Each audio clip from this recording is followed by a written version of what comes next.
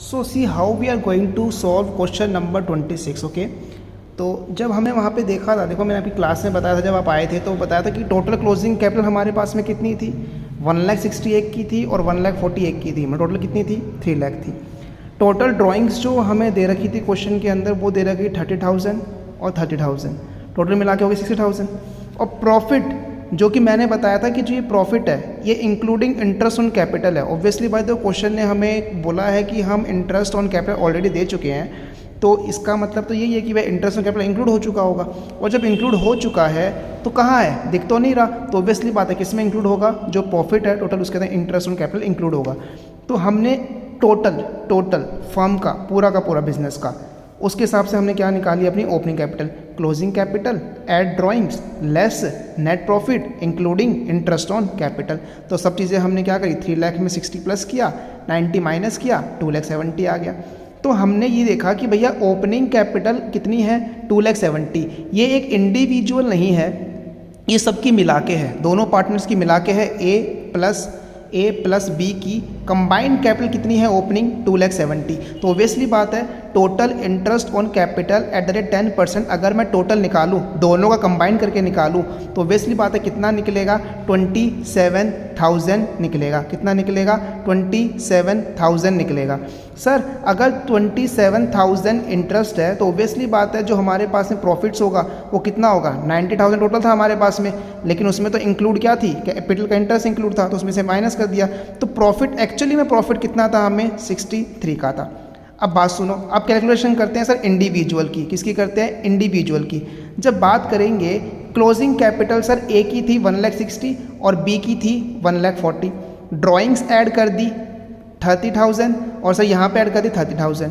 Sir net profit हमारे पास में 63 का था. 63 को जब आप 3:2 में डिवाइड करोगे तो ऑब्वियसली बात है जब आप 63,000 को 5 से डिवाइड करोगे तो ये आएगा 12,000 आपका, 5 1 ज़ा 5, हाँ 12,600.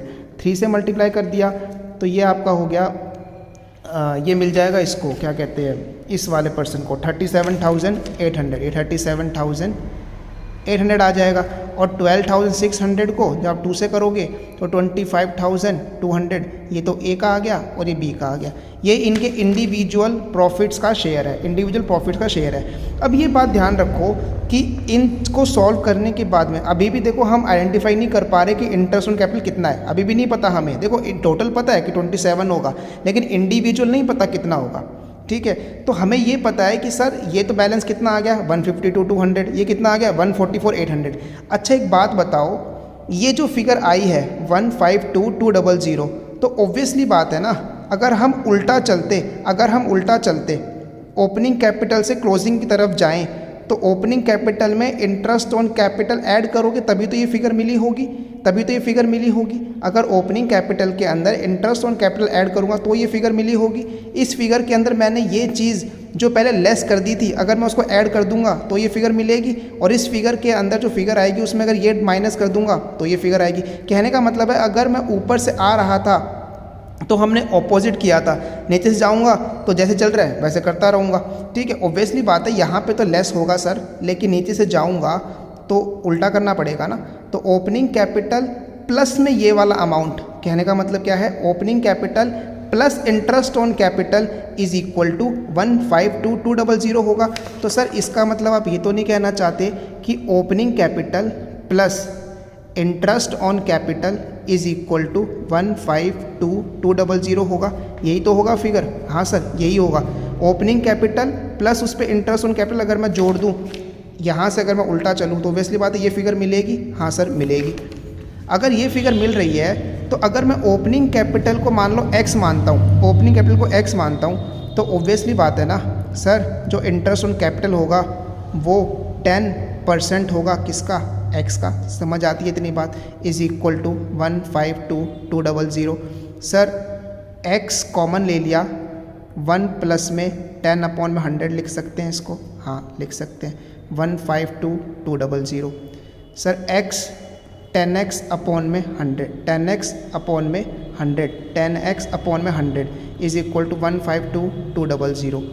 सर x की वैल्यू आ जाएगी 152,200 00 इनटू में, अच्छा सर ये 1110 होगा, सॉरी 1110 होगा, 100 प्लस में 10 110, तो इनटू में हो जाएगा 100 ऊपर और 110 नीचे। इतनी बात समझ में आती है, 100 ऊपर 110 नीचे, 0 से 0 कैंसिल हुआ।